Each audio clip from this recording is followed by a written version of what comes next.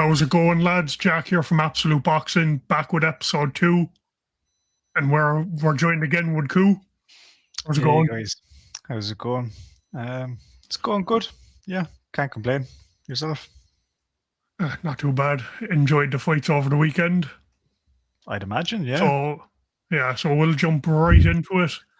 Let's start off with Michael Gomez Jr. versus Jordan Flynn. Yeah, pretty decent fight. 3 rounds. You know, kind of a funny one in a sense, considering that obviously Gomez, the physically bigger guy, against the more technically proficient Flynn. Enjoyable fight. Again, in terms of what I really kind of thought of it, Flynn just for some reason fell into Gomez's trap and he couldn't get out of it. Completely agree. It was a one-sided beatdown after the second round, really. Yeah. Like, as you can see here, like those uppercuts were just coming in left, right, and center from both men, but Gomez was coming out on top. Yeah, it was kind of a funny one, really, because even look in round 2, at the end of round 2 in the corner, you could hear Buddy McGirt telling Flynn that, like, you're walking into this, like you're playing his game. And yet, when he came out for round 3, he didn't change anything. He went straight back in, didn't change his plan, didn't try to stay away from Gomez, just walked straight into him and kept getting hit by that telegraphed uppercut. Just couldn't get away from it at all throughout the entire fight.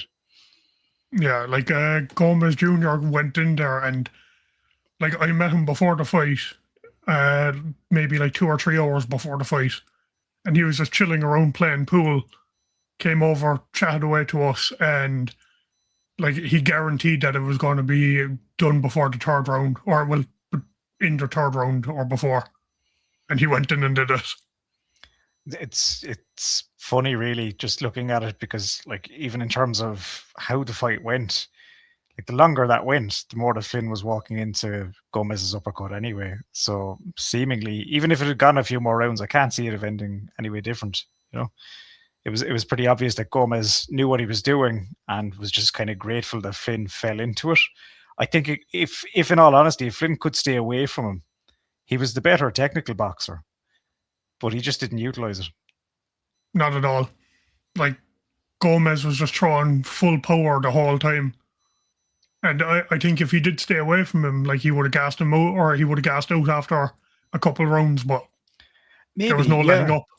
Yeah, I suppose Michael Gomez is more of a brawler as opposed to a kind of a technical boxer. So it really made no sense, especially considering that Flynn is the smaller guy. So why not utilize that? Why not utilize his movement? You know, get in and get out. And that's what Buddy McGirt wanted from him. You could even hear it in the corner, but yeah, he just couldn't. For whatever reason, he just couldn't seem to stick to the plan, because it was very, very obvious that he wasn't meant to exchange the way that he exchanged.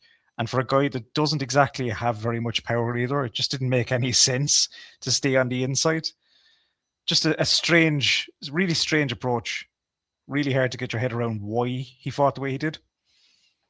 Yeah, like and after the fight as well, you could see how bloodied and bruised he was. Like it looked like he was hit by a train or something. The amount of punches he got hit with. Yeah, and I suppose the kind of funny one about it is, like, Michael Gomez Jr. isn't a massive puncher by any means, but against Flynn, he looked like a big puncher, you know? So it really made he looked like he could be a dominant power puncher in the lightweight division. Even though we all know from his record, he's not really. Yeah, he's not a puncher at all. He's an effective brawler when he gets going, if he can drag people into it, which obviously he did, but yeah, I think the fight was more so a case of Jordan Flynn didn't really stick to the plan, and as a result, he got found out really quickly by Gomez. And again, look, fair play to Gomez. You know, he managed to pull it off in the end, and those uppercuts were sensational. Like almost every single one of those in that last round managed to land, even going through the guard most of the time. So, look, fair play to him. Yeah, there was spite behind every uppercut in that last round. He knew he was going to get them over there. Like he had that belief in him. Yeah, even though those uppercuts were really telegraphed, like you have to admit, completely telegraphed. But you know, they worked. Yeah, no, they obviously did what they had to do, but every single uppercut, and that was the strange thing. Like Flynn just couldn't seem to figure out that the punch was coming, even though Gomez has this really specific way of setting up the shot. he almost range finds where he's going to go, and then he throws it. Yeah. So Flynn had just stuck to the plan. He should have been fine, but again, walked into them. I feel like Flynn, after a certain amount of uppercuts landed, he was like, he's not going to throw another one. He's going to feint this one. And then it's the exact same way. He's somehow going to change his game plan that's been so effective in the first 2 rounds when it comes to the third round. Yeah, just geared up and being like, this one he's going to feint. He's going to feint this one. Any second now, it's just not going to get through my guard. But yeah, his plan made no sense. Really made no sense. Look, he can bounce back from it. Don't get me wrong, he can bounce back from it. But at the same time, he shouldn't have lost the way that he lost. Like, it was very clear that was not the game plan, and he just couldn't get into the right gear. Yeah, but Michael Gomez was able to assert his game plan so early that it kind of left him basically wanting to box, but he couldn't. Yeah, exactly. Yeah, and I suppose the kind of funny thing is when you look at the output from Flynn.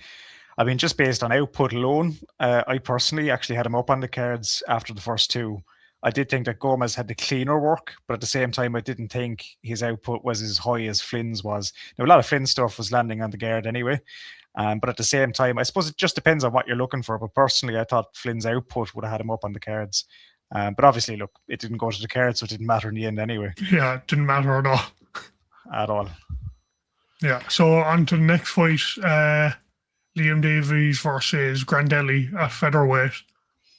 How did you see this fight? It was okay. Like, in terms of a spectacle, nothing to write home about. Davis won as expected. Grandelli was pretty tough. I suppose just in terms of kind of the clash of styles, thought Davis was very upright throughout it. But at the same time, Grandelli still couldn't really figure him out. Tough operator. Lasted about as long as anybody was going to at that level. But again, impressive enough performance from Davis, all things said. Yeah, like both men were going for war at the very start, and I just about got in. I think it was maybe round 2, or no, it wasn't round 2. I can't actually remember what round it was now that I got in there for. But 2 men swinging for the fences basically, and I think Liam Davies always knew that if he landed, he was going to turn him over at some stage. Yeah, I suppose that being said, Grandelli, when he started in the first kind of 2 rounds, he was throwing hooks, and I was waiting to see how dangerous his hooks would actually be once they landed. But the guy didn't really seem to have very much power, and I think that's kind of what worked against him in the end. I think had he been kind of more of a power puncher, maybe he could have caught Davis with something. But as the fight wore on, you could see he just couldn't hold the center either. Davis was pushing him back, and when it got to that point, he really didn't have much more to offer. Yeah, like I think we both expected Davies to come out the winner of this fight. It wasn't really much of a surprise, but like I think Grandelli definitely did show that like he can scrap a bit. Yeah, no, he was a decent scrapper, and look, he did the job that he was in there to do. He lasted as long as he possibly could. And in fairness to the guy, he had serious guts, but he didn't really have much more to offer as the fight wore on. And I think, to be honest, retiring at the time that he did in the corner, probably for the best. He himself definitely probably would have tried to push on if he could have. But look, it was the right decision. A fair play to him. But yeah, fight went really, really as expected. Yeah, you don't want a brave corner in there like in those moments. I think his team were right to stop it at that stage. Yeah. I suppose even looking at Davis' performance as well, he looked really good at the weight, I thought. Looked comfortable. And as the fight wore on, he was well able to assert himself. So I suppose kind of onwards and upwards for Davis. Again, Grandelli, look, fair play to him. He has a couple of losses on his record, don't get me wrong. But I think at that level, he proved that, he could hang. Yeah. Okay, so on to the next fight, which I think was fight of the night, in my opinion. We have Shakiel Thompson versus Brad Pauls, and what a fight that was. Yeah, incredible. Funny, really, just even looking at my scoring for that particular fight. At the time of the stoppage, I had it 79-74 to Thompson. I had only shared one round as a 10-10 between both of them, and I gave Pauls, I think, the third round outside of that, I had Shakiel Thompson winning every single round up until the point of the stoppage. Yeah, and Jesus Christ, it was just a scrap through and through. Shakiel Thompson, like, even though he took a loss in this fight, I think he can take a lot out of it. Like, he boxed very well at the start, but I think footwork really let him down in this fight. Yeah, and that's something that you could notice earlier on.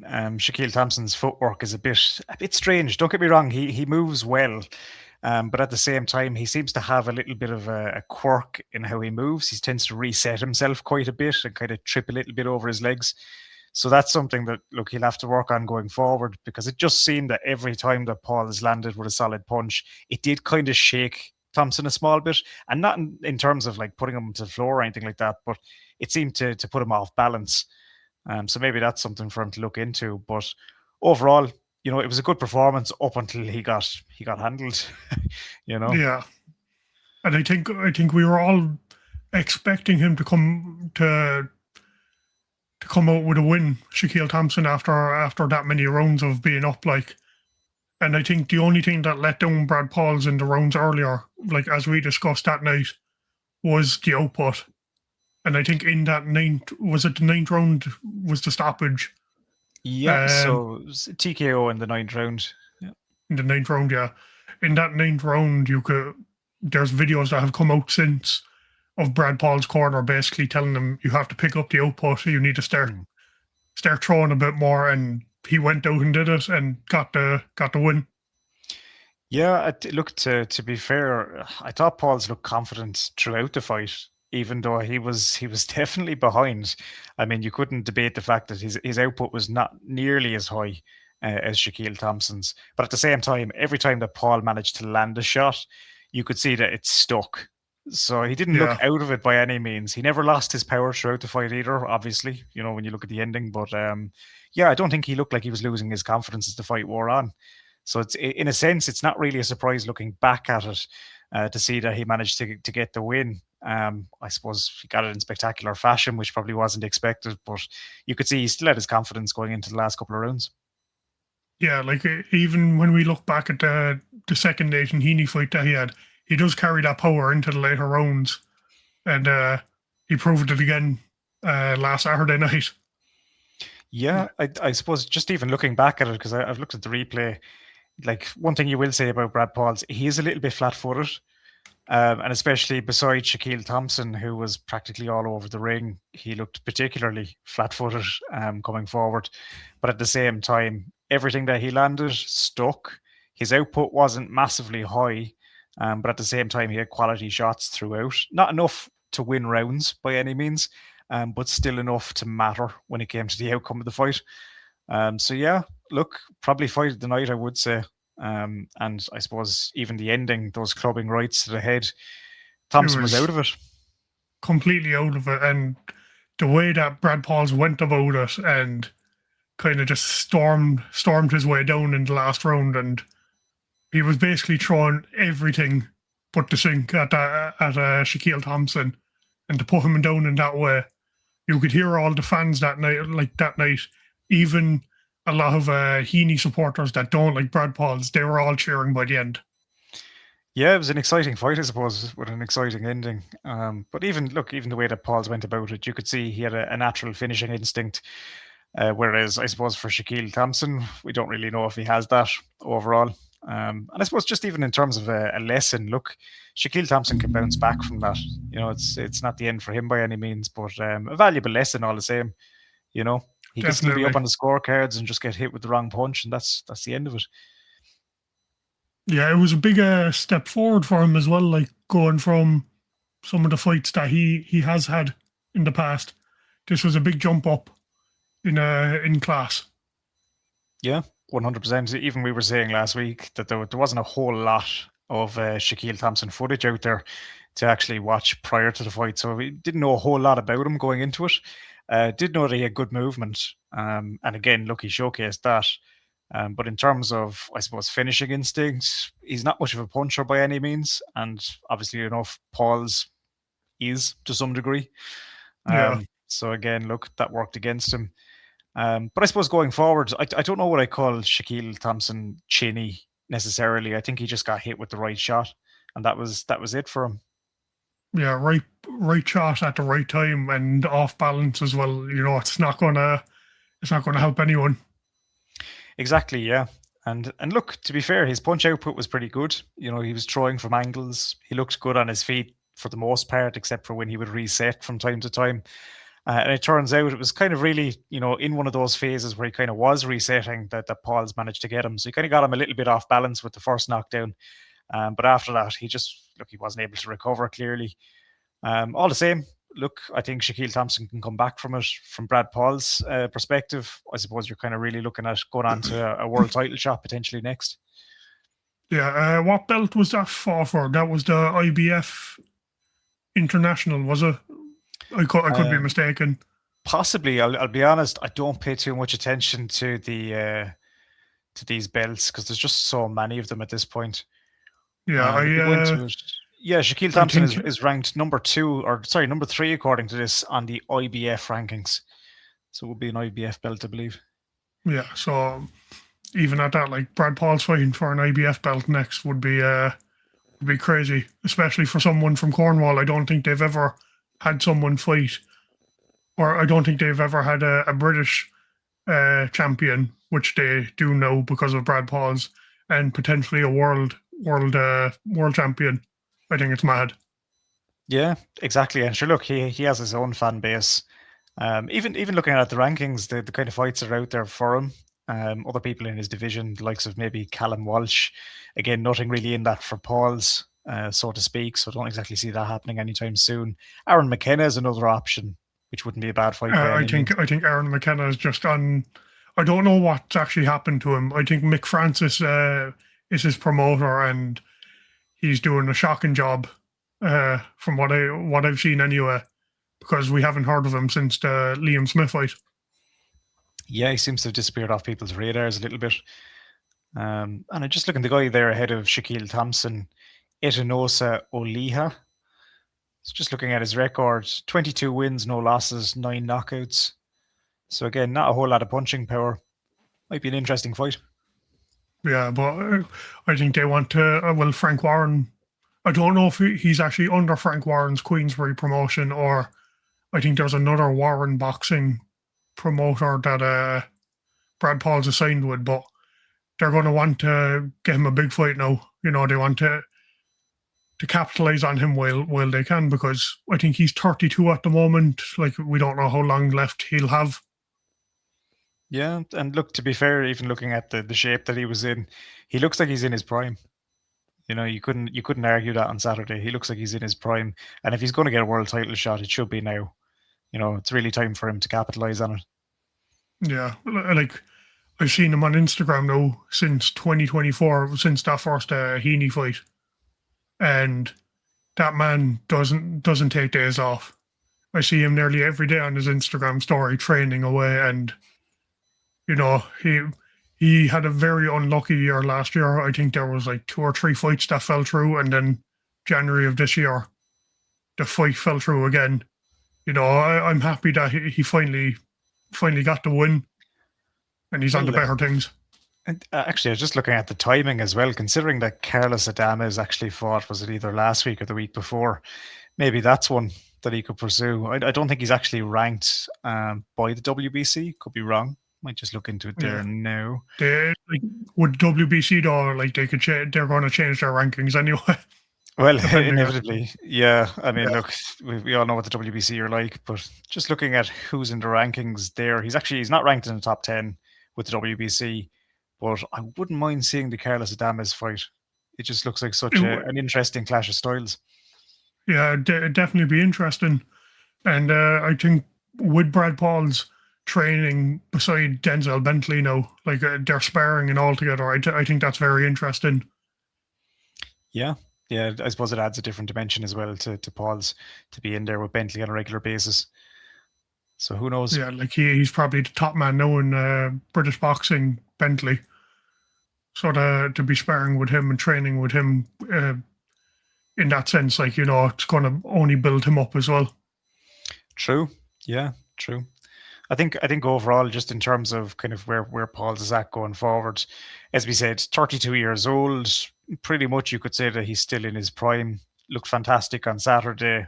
Again, up to that point, maybe his punch output is something that you could kind of nitpick. That look, it wasn't great, but at the same time, as we said, when he landed, he really landed. So who knows? But yeah, I'd hope to see a world title fight for him next. Yeah, fingers crossed for that. So will we jump on to the next one? Yeah, sure thing. I'd say we start off with Nathan Heaney versus Warburton. Yeah. Tough one to watch. Yeah. Won't lie. Very tough one to watch. Especially sitting around with mostly Stoke fans. It was definitely a hard watch after the third round. Yeah, I thought, I'll be honest, I'll be nicer. I'd kind of say that Heaney was doing okay up to about round 4. And I think it was kind of after that look, he just didn't have the movement. And he just wasn't landing enough by any means. He looked flustered. And to be fair, being, 36 years old now, he's in the last year of his career. This fight was a little bit do or die for him. And again, look, just the performance that he put in, he just couldn't seem to figure out Warburton towards the second half of the fight. And obviously enough, that's why he lost it. Warburton looked more confident the more the fight went on. And he was able to just get in, land, and get out at will, pretty much. Yeah, I think the clash of styles, I think Heaney started off on the front foot and it seemed to be working for the first couple of rounds, but I think Warburton was kind of just waiting to pounce at whatever stage his coaches said go. Yeah. I think it was in the third round Heaney actually caught him at the end of, or it could have been the second round actually. He caught him with a fairly flush shot. But the bell just went at that moment, so I think that was his only time to capitalize, really. I think you were looking really at two guys that, to be honest, the power that they had didn't really trouble each other, and that really kind of shone through as the fight kind of got to the last couple of rounds. You could see by Warburton that he wasn't really too worried about Heaney being able to hit him, because to be honest, his movement was just nullifying Heaney's offense anyway. And even outside of that, as we know, Heaney's not a massive puncher by any means. And a lot of his shots are a little bit telegraphed. And that's starting to show more, obviously, being 36 years old and maybe not having the movement that he once had. And also, look, he's always upright. That's one thing you have to say. He does fight quite upright in that kind of throwback, almost 1920s style. But yeah, I think Warburton figured him out early. And from there, he just ran with it. Yeah, I think in the first couple of rounds, with the body shots that he was landing, I thought, this could be the start of something. And then after a couple of rounds, the jab wasn't coming out as quick. He was kind of walking into range with the hands down, and you could kind of see things just weren't clicking for him after a while, which was a shame. Because I think he had the winnings of that fight, and I think it just kind of slipped through his fingers. I suppose when you look at it, if you say, if this was Heaney 4 years ago fighting Warburton, it might be a different story. But I think, look, at this point in his career, I don't think Warburton, no offense to the guy, I don't think he's anything special overall. It was a decent performance, don't get me wrong, but it's still a 36-year-old Nathan Heaney. He's not fighting the guy in his prime by any means. Yeah, definitely not. And one thing we can take away from it was Delilah was just unbelievable. In all honesty, is there a better entrance? I can't think of one, especially not in British boxing. Yeah, definitely not at the moment. I think you have to look into the past to see walkouts like that, like Ricky Hatton, Kell Brook. I think they were the stars of their time, and I think Heaney has taken the torch for a walkout entrance in that way. Yeah, I suppose in a lot of ways, kind of Heaney took the torch, in terms of, I suppose, fan base. I don't think there's been kind of as rabid of a fan base for British boxers since Ricky Hatton. And even, I suppose, in terms of legacy, if you look at what Heaney's legacy is, especially considering that he's pretty much at the end of his career, the guy had a rabid fan base. Again, if he does have that final fight that he's been talking about, you can guarantee he's going to sell tickets like 100%. You know, they'll follow him no matter who he fights. And outside of that, a fantastic entertainer, you know, amazing entrances, bit of a showman in the ring as well, and a decent interview. Yeah. So, who do you think would be next for Heaney if they do get that fight in Stoke? Honestly, couldn't tell you. I'm not really sure who you pair him with at this point, because at the same time, don't get me wrong, you don't want the guy to go out on a bad loss. So do you pair him with somebody who he's capable of beating, who maybe isn't particularly, you know, in their prime either, and run with that just so that you have that nice ending? Or do you actually put him in there against a viable opponent? I just don't see the point of it. I don't see what the other person gains from winning either, especially considering, look, after that performance, it's pretty obvious that Heaney is finished. Yeah, it's a sad moment to say it, like, but I think if plans were to go the way he wanted them to go, and he won the fight, I think he was going to take on Denzel Bentley, depending on how he does on Saturday night. But after a loss like that, I don't know if that's the safest option for him, even though he has beat him before. Sincerely, I hope he doesn't fight Bentley. I think at this point, Bentley obviously has an awful lot more to offer than Heaney does. Look, I suppose, look, if you look at Heaney's record and you just look at what he's offered to boxing over the last 7-8 years, I think he's punched above his weight in terms of actual ability. Don't get me wrong, he's always been solid, but I don't think he was ever necessarily a world level fighter by any means. You know, I think it was pretty much British level was where he was at, maybe just a little bit above it, European level. But I don't think he was ever going to be, you know, a world title, you know, winner by any means. But again, not to say that he didn't have an impact. You know, he's had a massive impact on British boxing, obviously his fan base, as we said. So yeah, I think, look, in terms of what has Nathan Heaney done, you know, he's punched above his weight. You know, he's had that fan base, he's had the TV time, and he's become a name, despite maybe his ability not quite matching what his name has become. Yeah, like I don't think it'll be the last time we see him.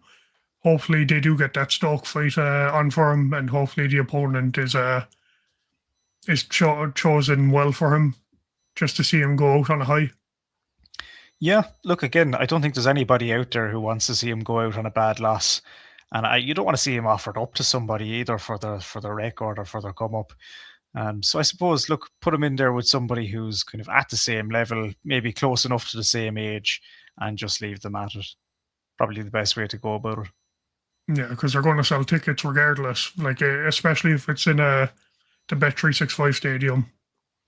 Horrible name, but there's some horrible stadium names out there. At this point, it's not even all that bad. Yeah, probably not, but it's still not great, but no, probably not the worst. I'm sure somewhere out there there's probably a Tony Bet Stadium as well. But yeah, let's just hope that he gets that fight.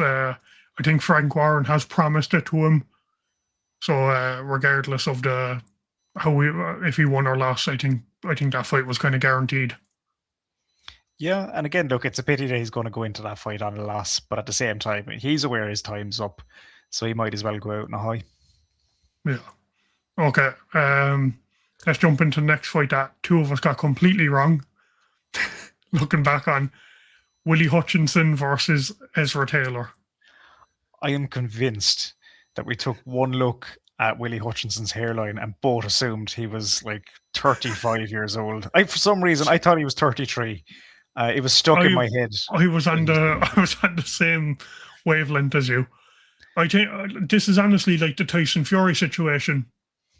I think everyone thought Tyson Fury was in his late 30s 10 years ago. Well, look, I just think it's one of those where, yeah, even the age that Fury is now, I still kind of have to bend my brain around just to think about the fact that he's not nearly as old as he feels. And it's the same thing with Willy Hutchinson. Look, overall, fantastic performance. We got it horrifically wrong.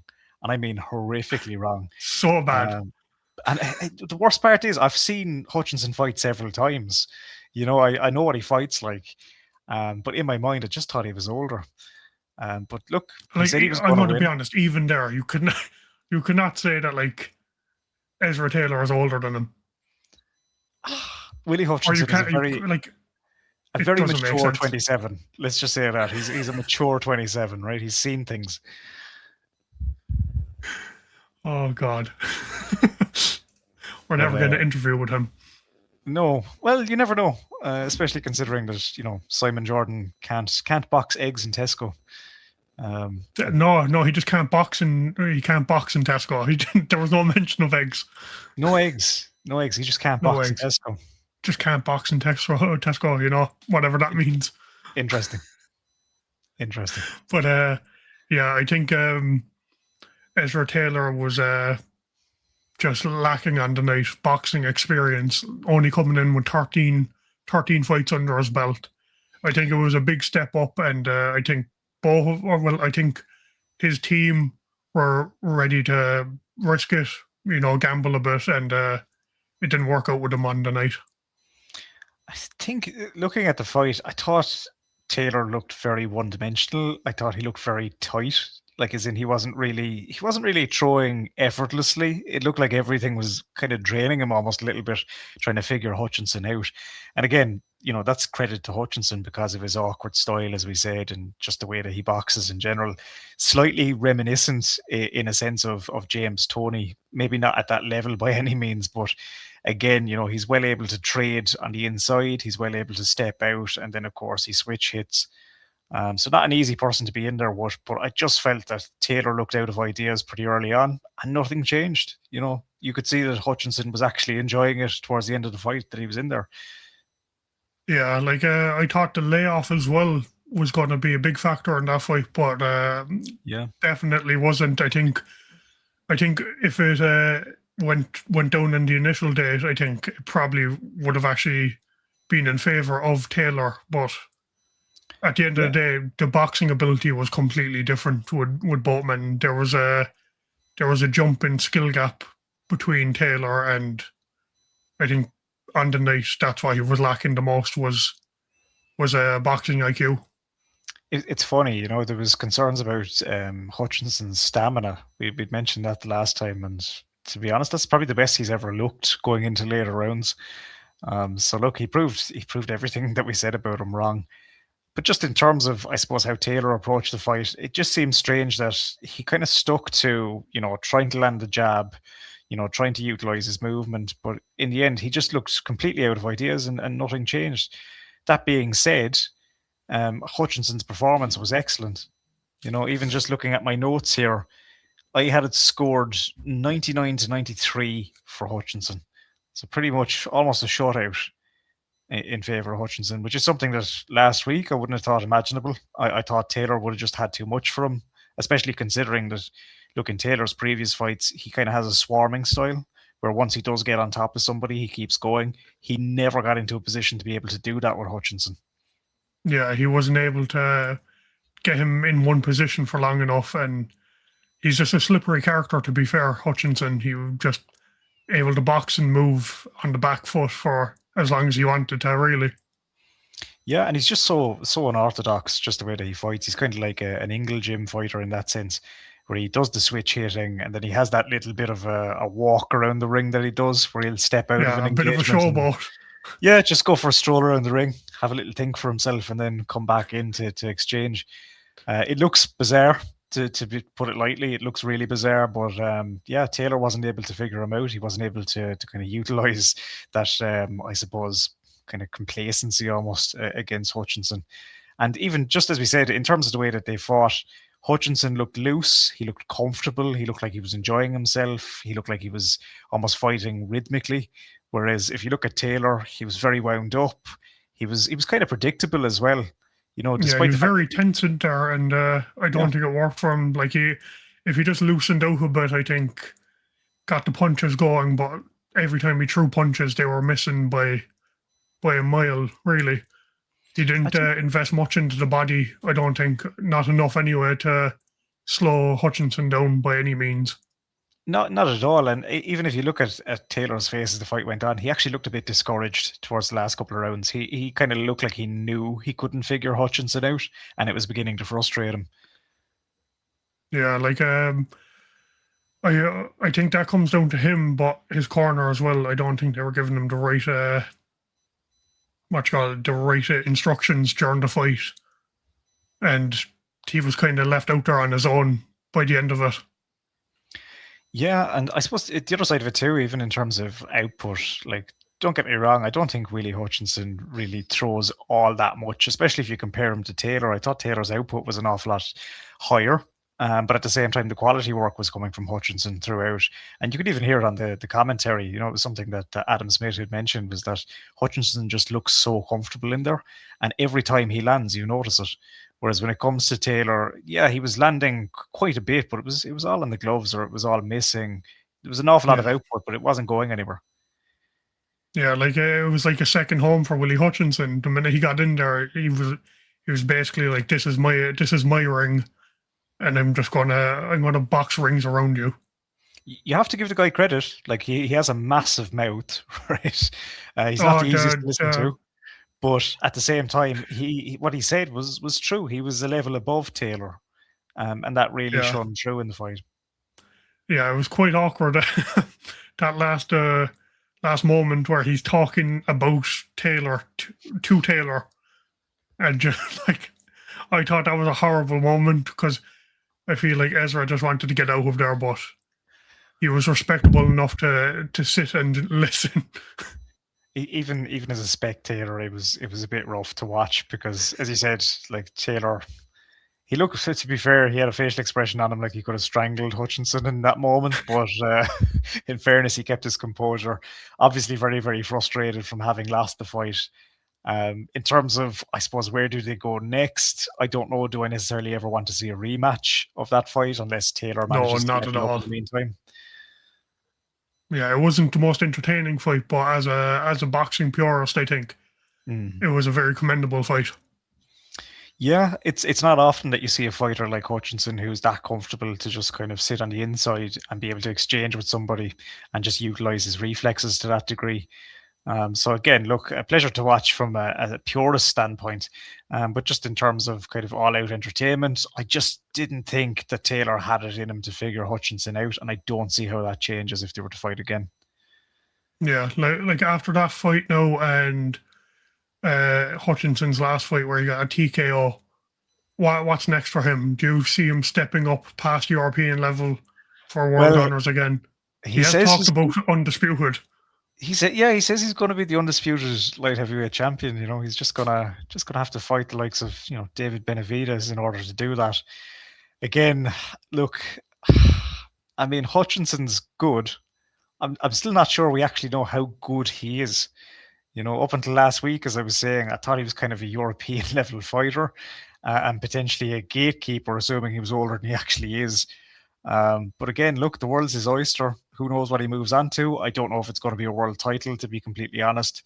But he'll definitely eventually challenge for one if he keeps up like this. Yeah, like the two champions at the moment are Dimitri Bivol and David Benavidez, and Benavidez has gone up in weight once again. So we don't know what's happening with that belt, but I think he actually Dimitri Bivol. I think I could be wrong. I think Benavidez has claimed that he actually will come back down in weight to defend his titles. I don't know if that's going to happen, considering what he looks like at the moment, but who knows? Like after I think it's 2 or 3 weeks time, I think Callum Smith is fighting. Now that would be an interesting fight. Callum Smith versus Willy Hutchinson, as Callum Smith has beat the fella that beat Willy Hutchinson in Buatsi. I think that'd be an interesting fight, because Callum Smith's going to go in and trade with him, and you know, you're going to be found out straight away if you're not on his level.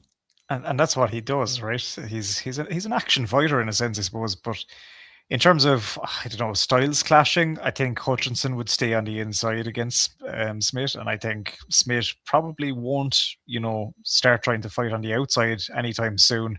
So it could be an absolute banger if they do meet. I don't really know what's in it for Smith, if I'm honest, in terms of why he would maybe want that fight. But I suppose as a domestic clash, it's about as good as it gets. Yeah, like the only there's not many European level fighters that I can think of off the top of my head that Hutchinson could go and fight, but I think it is world honors next. If Well, Dmitry Bivol has actually announced that he's going to fight, I believe, in May now Yeah. in Russia. Again, not the biggest fight by any means by the looks of it. Not really too familiar with his opponent by any means. But yeah, do I see Willy Hutchinson versus Dmitry Bivol anytime soon? Probably not, if I'm completely I, honest. yeah, I think that would be an interesting one, just how they would sell that fight. But Dmitry Bivol has been in there with lesser opponents than Willy Hutchinson in the past. I'm just trying to get up some of the names like Malik Zinad, 22-0, and I'd say even Lyndon Arthur. Like, I don't think Lyndon Arthur would be able to challenge Willy Hutchinson, in my opinion. Yeah, I'd put Hutchinson a bit above Arthur. I'm not really sure, as I said, how I'd rank him in terms of fighting the likes of a Dmitry Bivol. But yeah, I think, look, he's kind of in a kind of an awkward middle ground, really, where he's above European level. I think it's fair to say that he's above European level at this point. But then the other side of it is too, I think it's kind of the same trap that the likes of Anthony Yard kind of fell into for a while, where it's like, look, fighting guys like Beterbiev, fighting guys like Benavidez, it's either a case of you make that massive step up or you're kind of stuck at European level. And that's just the nature of that division at the moment. Yeah, there's not an easy stepping stone between European and world level at the moment in the light heavyweight division. It's like you're either staying at European level or else you're making a massive jump up to world level, because those guys are killers. And how do you prepare for that? That's the other side of it too. I mean, you're not just talking about guys who are champions in their division. You're talking about guys who are like pound for pound, So yeah, I think both of them are in the top 10, and you have Beterbiev there as well, and he's also top 5. You've got to assume out of the three of them, I think it's fair to say Beterbiev is probably the most achievable for the likes of a Willy Hutchinson, just because of Beterbiev's age as well. Yeah, like especially if they're able to get down to UK, that will sell, and it will sell crazy. Yeah, like I think Beterbiev's last bout in the UK was against Anthony Yard, and that was, well, I can't even remember what year that was, but that was in Wembley Arena. That was 2023, and I believe Moses Itauma actually made his professional debut on the undercard. Oh, you're coming up with the knowledge now. There you go. So yeah, we have you here. Yeah, you know how I know that is just because I've been looking for the debut ticket for Moses Itauma for the last year. So tough one to come by, is it? Yeah, they don't print them anymore, really, for a lot of fights. Obviously enough, they printed them for the most recent one, but it depends on the venue. Yeah. Well, and where do you think Ezra Taylor is going to go from here? Well, look, he has plenty of opportunity to bounce back. It's his first loss, obviously. Again, he's older than Hutchinson. That still bewilders me a small bit. He's 31, I think it is. He's four years older. 31 or 32, I think. Yeah. Yeah, 31 or 32. So look, he still has plenty of time. It's a light heavyweight division, but at the same time, as we said, there's that massive step up in class when you start going for world titles at light heavyweight. So like realistically, look, bounce back with maybe 1 or 2 fights and then go for a world title if he manages to get through those. But at the same time, I mean, Taylor versus Benavidez, I don't want to see that. Taylor versus the likes of Beterbiev, I don't want to see that. And I don't want to see him against Dmitry Bivol. So, look, as we said, it's just the way that the division is. I think there's that massive, gulf between European level and obviously the champions in the division. So, where does he go? As we said, maybe 1 or 2 tune-up fights, or some sort of, I suppose, kind of upper European level type of fight, and then just see where he's at after that. Yeah, I think even the European level jump up was fairly major for him. I think at British level, there's fellas like Ben Whitaker coming up at the moment. There's Liam Cameron. There's fellas like that, Bradley Ray. Like, they're all kind of at that level, and I think it'd be a good test for him anyway to see if he if he's at their level, you know. And look, truthfully, there's no harm in that either. I think, as you said, probably in terms of commercial viability as well, his level is probably British level, European level. But look, he has plenty of time ahead of him. As we said, 31 or 32 years old for light heavyweight. That's still not too bad. You know, he still probably has about 4 years left of his prime if he manages to win a few. So just see where it goes. But in terms of, I suppose, his ceiling, I think we kind of have an idea now of how far he's likely to get. Yeah, like if you can't land that equalizer, then it's a long night for him. I'd say his next couple fights, like he's only 13-0, so 13-1 now. Like he has a lot of time where he can still build experience. Like it could have literally been a factor of less experience in the ring. That True. yeah, really true. And sure, look, Willy Hutchinson's bounced back himself twice, so there's nothing stopping Taylor from doing that. But just in terms of levels, obviously enough, you know, he looked a little bit out of his depth against Willy Hutchinson. So I don't know if that bodes well when it comes to stepping up again in the future. But look, time will tell. Yeah, we're kind of out of the era now of undefeated records being the end all be all. And I think that's good for fighters like Willy Hutchinson, Ezra Taylor. You know, they can come back again and people will still watch them. Especially, obviously, at a domestic level, I don't think keeping your O was ever as important when it comes down to it. So look, I think there's good fights there for him. I think, look, he still has at least, as you said, 2 or 3 at a domestic level that he can have before he even tries to move up. So let's see where it goes. I still think he's quite talented, don't get me wrong. But just in terms of, I suppose, what he would have learned from that fight, there's not going to be many people fight like Willy Hutchinson, you know, in terms of that style. So maybe it's just a style clash that's after kind of undoing him here. But as we said, you know, time will tell. Time will tell. Yeah. Okay. Now let's go on to the main event. Moses Itauma versus Jermaine Franklin Jr.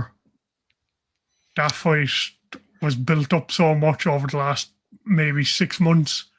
Everyone was saying we need someone to take him rounds, and Jermaine Franklin's going to be the guy to do it. And to be fair, he did. He did take him 5 rounds. What do you think we've seen from it? I take my hat off. In the end of the day, look, we all know why Jermaine Franklin was there. Again, he's durable, had never previously been stopped, looked decent against Anthony Joshua, was on a small bit of a win streak over his last couple of fights. So again, look, he fulfilled the role that he was there for. He lasted a couple of rounds. He even managed to land a couple of shots on Itauma. Not that he particularly troubled him, but just looking at the way that Itauma's been in his last couple of fights, if you're managing to land on him at all, that seems to be a bit of an achievement. So in that sense, it was cool to see that you know, Jermaine Franklin was there to fight, but at the same time, he was thoroughly outclassed. In terms of Itauma's performance, obviously the knockout was amazing. But I suppose just in terms of seeing how he approached the fight in that first round, he was actually a small bit winded at the end. And that, I think, was just the lack of experience maybe showing, was that he wasn't used to kind of, you know, that type of crowd where they're actually there to see him as opposed to, you know, see somebody else on the card. So that might have been a little bit of a shock for him. And also you could tell as the fight wore on, the more comfortable he was getting. So I don't think it was a conditioning issue necessarily, but I think it was maybe just the excitement of being in that type of crowd. Probably pure excitement, because like he went in there and every punch he threw, like, you know, it was mean intentions from the very start. And I like, even at the end of the first round, I think they were saying that he was breathing heavy. I think the way he was breathing was just, you know, the way he's been doing it in camp and everything, you know, just trying to get the composure back, calm down a bit. I don't think it was anything to do with a gas tank at all. Exactly, yeah. Even when he went back to his corner, you could see it on the broadcast. He actually said to Ben Davison that he had to slow down the fight. So it's rare that you see the fighter actually tell the trainer that he has to slow down the fight, as opposed to the other way around. So look, obviously he knew that, you know, the excitement of it maybe got to him a small bit in that first round. But from that point onwards, look, he was incredibly comfortable in there. Even when Franklin managed to land on him, I suppose we all had that little bit of curiosity as to, what happens if he maybe gets rocked. He didn't get rocked, but, Franklin still managed to punch him a couple of times, at least, in those couple of Yeah, there was rounds. a couple of jabs that landed in a row, and I was there. I was like, oh Jesus, there's a bit of speed with Franklin. A little bit, yeah. Like, don't get me wrong, Franklin is a decent fighter. I again, I used this term with Willy Hutchinson last week, so maybe I shouldn't use it again, but I think it's maybe a bit more appropriate in this case to say that Franklin maybe is a bit of a gatekeeper. When he's really, really made the step up, he hasn't won. You see it there with the fight against Dillian White, the fight against Anthony Joshua, and now obviously the loss to Moses Itauma. But the big difference being he hadn't been stopped until he met Itauma. So again, you look at Franklin and you think he's only 32 years old. It's not like he was out of his prime by any means. No, I think it was just a step up in class for him. And, he could have gone in there with the upset, but like that's what he came to do. And he just wasn't quick enough. I think it mainly came down to the speed of Itauma and the power. Yeah, and look, everybody says it about Itauma. He punches, well, he fights like a middleweight. He moves like a middleweight, but he certainly doesn't punch like a middleweight. So even at the weight that he's at, it's just hard to get your head around that this guy can move like that at heavyweight. It's so it's so unlike unbelievable, anybody to be else. honest. Yeah, he's like nobody else in the division. You look at the likes of say Daniel Dubois, usually pretty tight, pretty upright. Same with Anthony Joshua, very muscle bound, very upright. And then you look at Itauma's movement, and it's just hard to get your head around that this guy's in the same division as they are. Yeah, like light on his feet, quick hands, and he can punch hard. Like, he's going to be a nightmare for anyone in the division. I think even the top 5, like, he could go in there and upset a lot of them right now. Yeah, and look, I think the only thing between him and them is risk.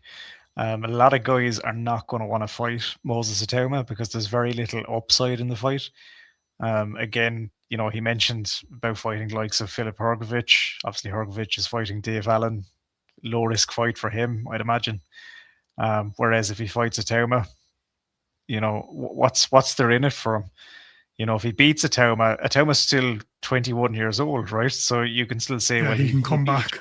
Yeah, he can come back, but also for whoever theoretically beats him, you beat a 21-year-old prospect, right? People suddenly forget just how good this guy's looked. Whereas on the other end of it, if you lose to him, you lost to a 21-year-old prospect. So it's very, very hard to kind of see the upside in fighting Moses Itauma at this point, especially when he's on the come up, and he's on the come up so quickly. Yeah, it'll be interesting to see how after this fight it affects him, because there's going to be a massive light shining on him now, and will he be able to keep up with the pressure of being this big star in the UK? Exactly. Look, and even a big star on an international basis. I mean, his name is starting to get out there. He obviously has that deal with Nike as well. So inevitably, we're going to start seeing more of him when it comes to advertising and such. But even look, just in terms of comparing his talent, and it's probably a bit sacrilegious to compare anybody to George Foreman, especially 21 years old. But as I was saying to you earlier, the knockout against Franklin was very reminiscent of George Foreman's drive-by knockout against Jerry Cooney. Even in terms of how he threw the punch, it was actually quite similar. So it says an awful lot, 21 years old and throwing a punch like George Foreman, not necessarily in his prime, but certainly at his devastating best. Yeah, it's going to be, I'd say it's going to be very tough to match him in the future, because after doing that to someone like Jermaine Franklin, like, how are you going to sell that? I don't think he's a big enough ticket seller at the moment either. Like, they had to get the big guns out in Nathan Heaney even to be on the undercard to sell this fight. So it'll be interesting to see what's or who they're going to put him in there against next. Well, even last week we were saying, look, these Magnificent Seven cards, an awful lot of it is about prospects, right? It's about putting a prospect out there in a decent matchup and seeing what they have to offer. And sometimes I think we can forget that Moses Itauma is, in fact, a prospect. That's ultimately what he is. He's an incredibly exciting prospect, but he's still just on the come up. I think in terms of kind of where he goes, there's a lot of options out there for him. Whether he fights another Queensbury fighter or maybe goes a little bit further afield down the line. I've heard people mention maybe he should fight the likes of Martin McCauley. I'm not sure if that's something that people really want to see. I don't. Yeah, I'm not really sure I do either. I don't know if I want to see the world sparring champion Martin McCauley. Undisputed sparring champion. Undisputed legend that is Martin McCauley at sparring against Moses Itauma. I suppose in terms of size, in terms of style, it's interesting, but I don't think it's competitive. Not at all. Not in my opinion, anyway. I think Martin McCauley getting outboxed by someone like, oh my God, the name is gone out of my head now. Ajagba. Like, I think that kind of proved what level he's on. I don't think his fitness is up to a standard either with someone like a Moses Itauma. I think it'd be a fairly quick fight if someone like Joseph Parker can go in and stop him. Now, it's going to be very quick. To be fair to McCauley, right, we can give him a pass on the Parker fight just for the simple fact that the guy came there jet lagged on 24, 48 hours notice or whatever. Not even 24 hours, to be fair. Yeah, something ridiculous. And he came in just silly shape. But yeah, the Jagba fight is a bit more telling. You had time to prepare for that. You still came in, to be honest, overweight for your frame, and then you didn't really have a whole lot to offer. So I think just in terms of this fight, I actually think Itauma is probably the worst possible matchup for McCauley, and possibly the best type of matchup for Itauma, because you saw what he did to Franklin. I mean, imagine somebody of McCauley's size in there with not nearly as decent of a gas tank. I don't see that ending well. It's not one I'd like to see, to be honest. I think it'd be a heavy bag drill at the end of it, to be fair.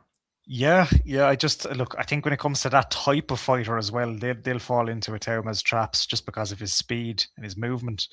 I think one of the fights that was mentioned on the broadcast, I could be wrong, I think it was Ade mentioned that he'd like to see it, was a fight with Justice Heaney, assuming Heaney beats Fraser Clark. That could be interesting just because of boxing ability wise, but he has no chin. Well, it's hard to kind of say if he does or doesn't. I mean, look, if you get hit by Fabio Wardley, I'm not sure that's the best test of your chin overall. Yeah, I'm not even saying it from the Fabio Wardley fight, but there's been fights where he has been rocked he has taken a punch on the chin, and you can see his legs start going a bit wobbly. He seems to do the funny dance, as they call it. And I heard in sparring before the Fabio Wardley fight, he was also put down on his ass.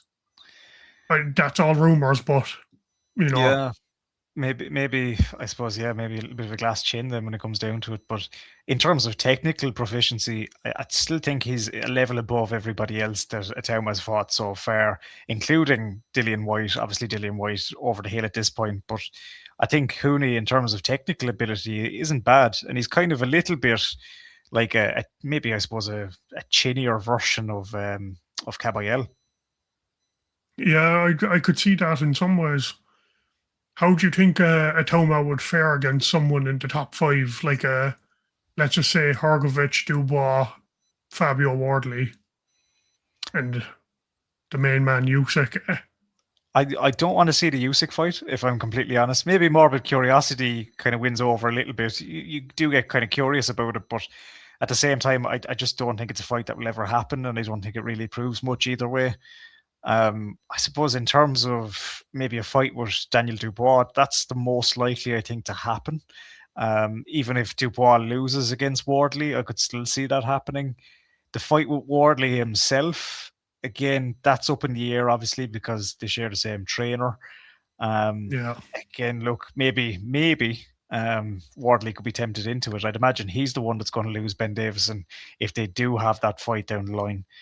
Outside of that, the fight with Filip Hrgović, again, probably likely to happen at some point in the next year, I'd say. especially considering, look, I don't see him losing to Dave Allen anytime soon. And it's an interesting matchup because Hrgovic is a very hard man to rock.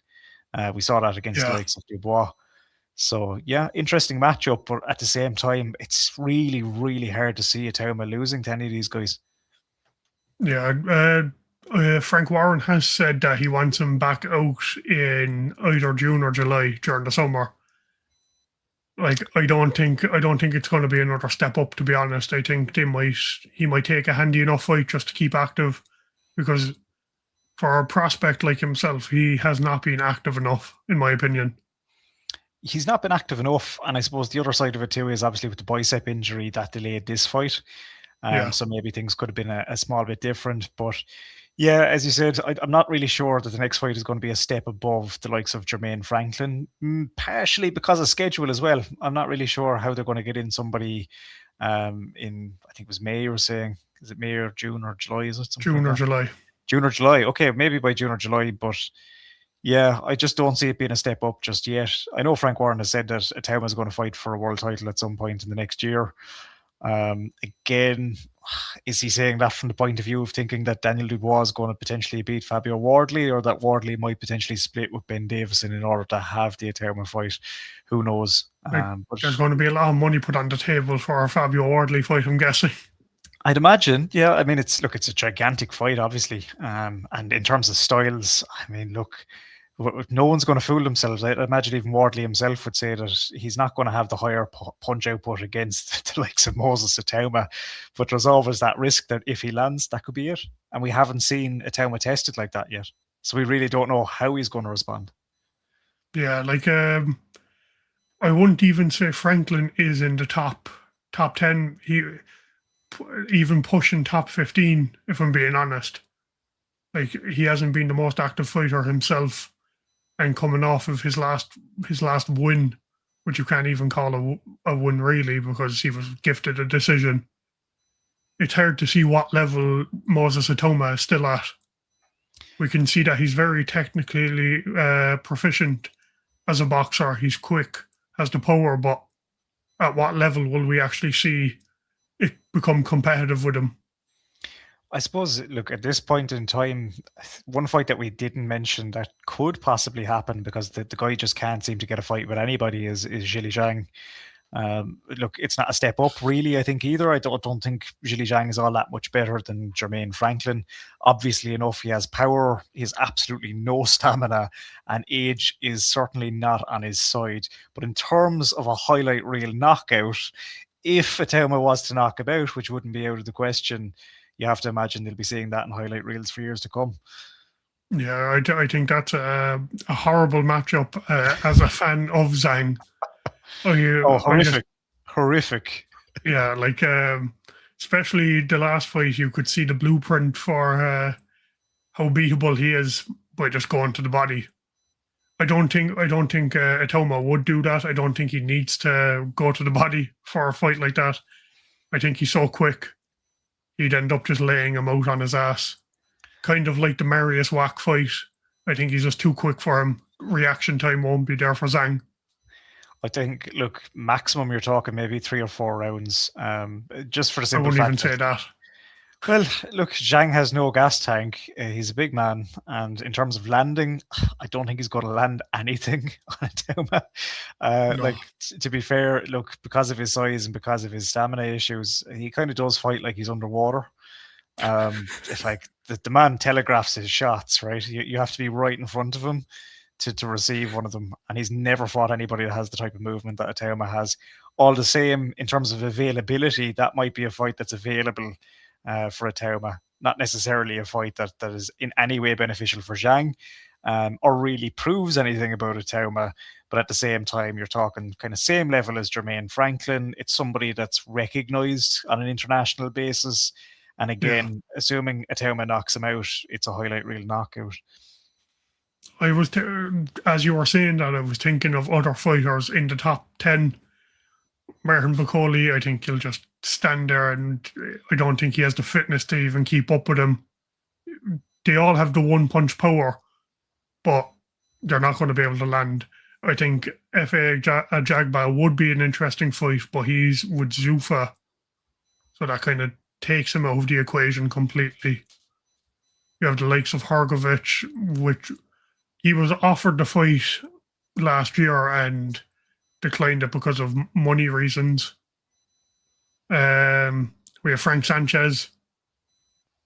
I think he's just not going to be able to keep up with Itauma, and he also has a fight with Richard Torres Jr., which, maybe the winner of that, but I don't think that's going to be soon enough. And the rest of them are just all money fights. I don't think at this stage in his career it'd be beneficial for him to jump up to that level and, potentially be found out. I suppose, look, for Torres as well, Torres Jr., he's only on the come up himself. So there's no benefit to fighting Itauma at this point in his career. So I just don't see that one happening.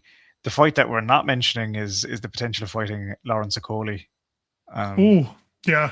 I'm going to be honest, that's the name that slipped my mind. I don't think that'd be a very entertaining fight.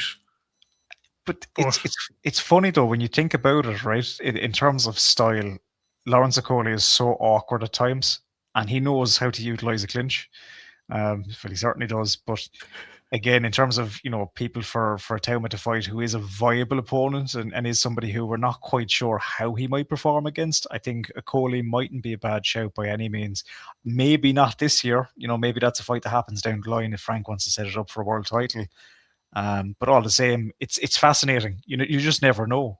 Somebody like Okoli might be able to actually spoil the fight. Yeah, the only thing I see from Okoli is he has been beat by lower level opposition in Chris Billiam-Smith, and that fight ended up not being close at all.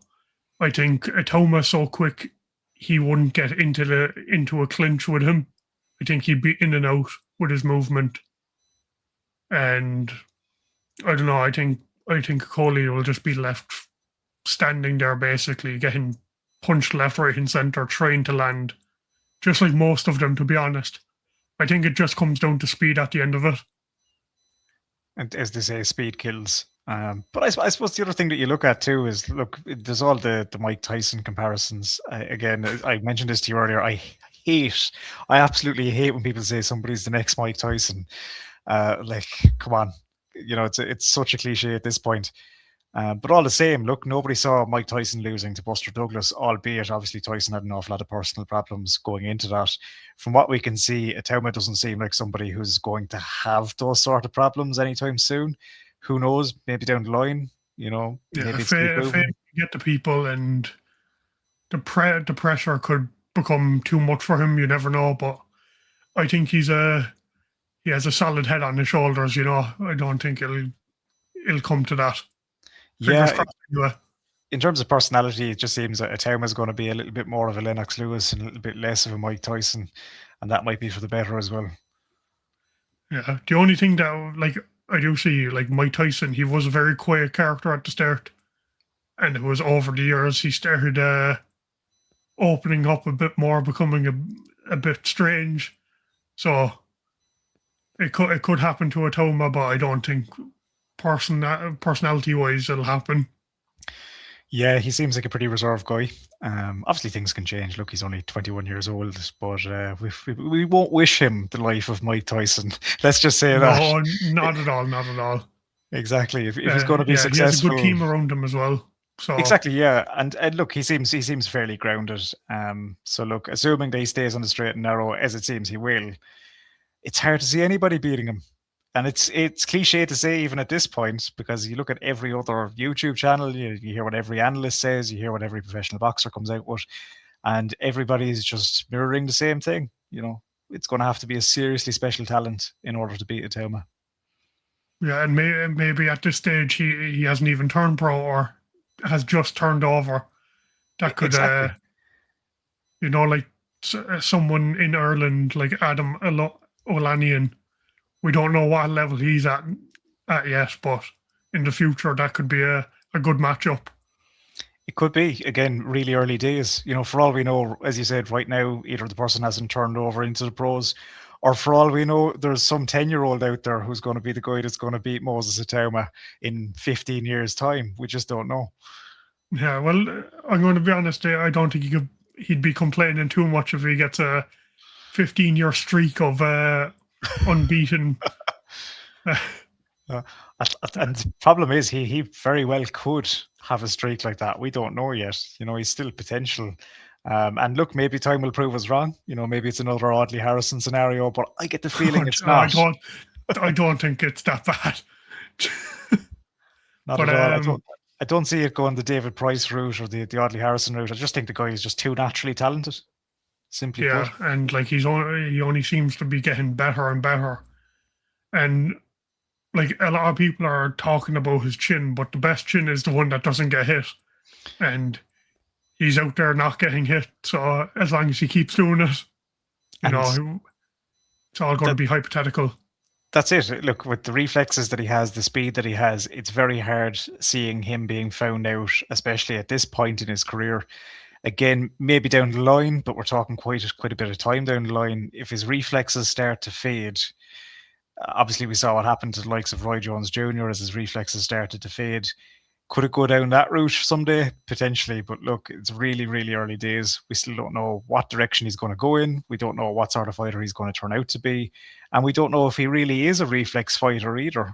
As time goes on, maybe we're going to start seeing kind of more of a, I suppose, kind of a tactfulness come into his boxing, which I think we're already seeing, if we're completely honest. He utilizes his reflex perfectly. It's not like he relies on it. It's not like he relies on natural talent either. The guy just doesn't seem to waste any sort of movement.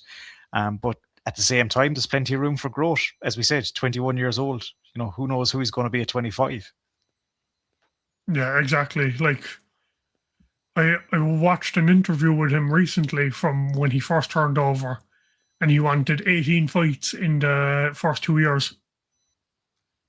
He at the moment is at 14. Is it 13 or 14 fights? I think I could be wrong. I think it's 14 now. I think. Yeah, I think it's 14.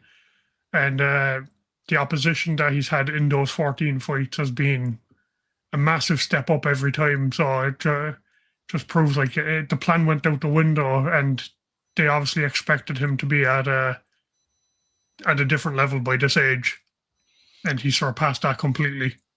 Look, even compare other guys who've been champions over the last 10 years where they were at 13 or 14 fights. Like Deontay Wilder was still fighting cans at 13 or 14 fights in. Like he was fighting. He was still doing that at 40 fights in, to be honest. Exactly, yeah. Look, he was somebody who, even when he was a world champion, I believe his trainer actually said that they didn't want to match him too hard because he was still a baby.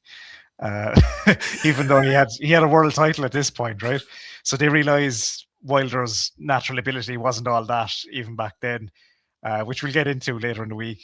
But look, when you look at, say, even who AJ was fighting 13 or 14 fights in, I don't have it up in front of me, but I don't think it was kind of at the level that Itauma is currently at. Same thing when it comes to Fury, So it just goes to show he's a different. I did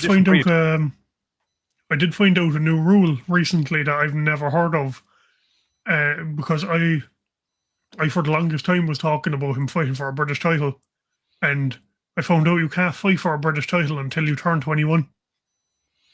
Which that says everything. Which is absolute madness. Like, if you have the skill level to fight at British level, why can't you? Like, it does sound a bit funny now that you say it. It doesn't really factor for I suppose these guys that are like prodigies, right? That come through in their teens, because I suppose they're so few and far between as well. But look, when it comes to Itauma, I don't see him fighting for a British title anytime soon. I get the feeling he might never do that. Simply for the fact that it is a shame in my opinion, because fighting for a British title, I think it means more than most titles out there. Like, there's actually a bit of history behind it, and I like the holder of the British title at the moment being Jamie TKV. He's not close to a Itauma level. I think it'd be a fairly quick one, to be honest, and I think he could be fairly dominant in the British scene for maybe 3 fights, get the belt all, completely all out, and bounce.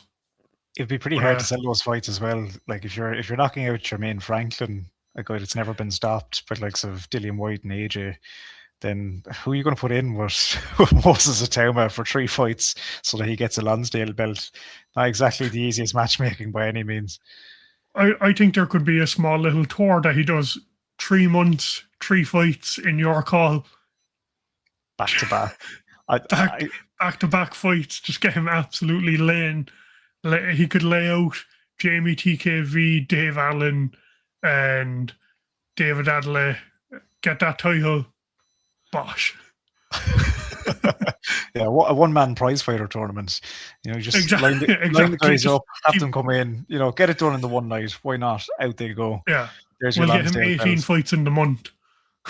Yeah, look, realistically, it was never going to happen. Look, No. obviously, in modern boxing, trying to get 18 fights in 2 years just isn't something that happens, really. So look, yeah, I think you have to be over in America for that to happen, just because of the amount of different commissions that you can jump state to state for. Truthfully, yeah, and I suppose, look, either you're talking the United States or Mexico, or your other option, I suppose, is to jump around between countries, which just isn't advisable. So yeah, realistically, he was never going to break Mike Tyson's record. You just can't, because the way the boxing is structured these days. But all the same, is he going to be a world champion at what, 21, 22? Most likely, yeah. Yeah. Well, that's another episode of the Absolute Boxing Podcast, brought to you by the two of us. On Wednesday's episode, we're going to break down Chisora Wilder. We might jump into the Lauren Price fight, and also Pat Brown and the MVP card on Sky on the Sunday. So until then, we'll catch you later. Cheers.